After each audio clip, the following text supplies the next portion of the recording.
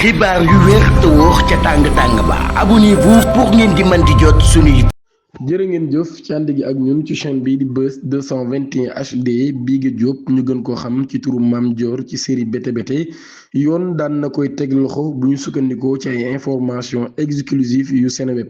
actrice bi daan nañ koy defeere alxames ci suba gi ci kanamu procureur bii di Saliou Dicko chef du parquet de Pikine Guédiawaye ngir lu jëm ci mbirum càcc ab vol boo xam nag daan nañuy jàpp ni amoon na ca kaan ba doon am ca Maroc mbir mi ngi commencé ci ab séjour boo xam ni Mame Dior mi doon na ko amal ca Maroc ñu naan ko Bigué Diop mu demoon ngir assister Coupe d'Afrique des Nations bi nga xam ni ci la daal di profité ci déplacement boobu ngir dérober ab somme boo xam ni toll na ci 500 000 francs CFA ki ko moom di soxna si di Fatima Goumbala dëkk ca Canada wala boog nekk ca Canada mbir mi kon daal dinay def bruit siiw ginnaaw ba actrice bi ci boppam di jot ay saaga fu nekk ci réseaux sociaux yi moom Mame Dior mi nag daal di jàpp ni dañ ko offensé ci la daal di déposé ab plainte pour injure parfois informatique dans la foulée Degen Ndiaye ñu daal di koy teg loxo kon ngir saaga yooyu waaye ci ginnaaw ba brigade territoriale de la zone France industrielle ñoom ñoo def lu ni mel waaye Fatima Goumbala ci boppam daal dinay déposé ab plainte contre Bigué Diop mii di Mame Dior